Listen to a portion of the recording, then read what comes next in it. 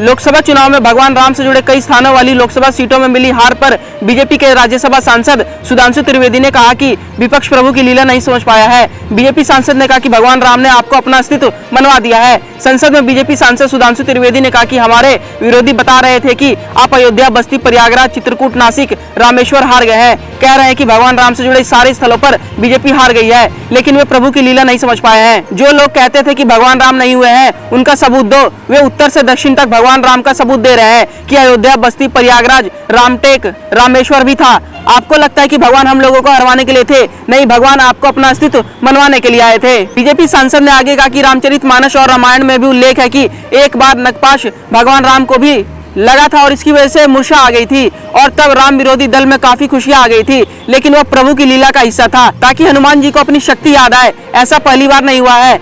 आज से 30 साल पहले यूपी में जब सपा, बसपा और कांग्रेस ने सरकार बनाई थी, तब नारा लगा था कि मिले मुलायम कांशी राम, हवा में उड़ गए जय श्री राम। हम तब भी नहीं डिगे थे और 3 साल में हमने यूपी और केंद्र में सरकार बनाकर दिखा दी थी। सुधांशु त्रिवेदी ने आगे कहा कि भगवान राम का विषय हमारे लिए हार जीत का नहीं है। जब हम 2 सीट वाली पार्टी थे तब भी वैसे ही खड़े थे जैसे अब खड़े हैं। हमारे लिए भगवान राम हार जीत का विषय नहीं है। बता दें कि इस साल की शुरुआत में अयोध्या में भगवान राम का भव्य मंदिर का उद्घाटन हुआ था। रामलला की प्राण प्रतिष्ठा हुई थी। इसके बाद तमाम एक्सपर्ट्स मान रहे थे कि बीजेपी को लोकसभा चुनाव में बड़ी जीत मिल सकती है। बीजेपी ने अपने लिए 370 और एनडीए के लिए 400 पार का नारा भी दिया था। हालांकि जब नतीजा आया तो एनडीए ने सरकार तो बना ली, लेकिन बीजेपी पूर्ण बहुमत से पीछे रह गई है। यहाँ तक कि अयोध्या वाली फैजाबाद लोकसभा सीट पर बीजेपी को हार का सामना करना पड़ा है। सपा और कांग्रेस गठबंधन के उम्मीदवार को जीत हासिल हुई है। इसी तरह से महाराष्ट्र की नासिक लोकसभा सीट से भी इंडिया अलायंस की ओर से शिवसेना यूबीटी के उम्मीदवार को जीत मिली है। उसी तरह से चित्रकूट वाली बांदा लोकसभा सीट पर भी बीजेपी कैंडिडेट आर.के. पटेल की हार हुई है। यहाँ से सपा के कृष्णा देवी पटेल ने 71,000 वोटों से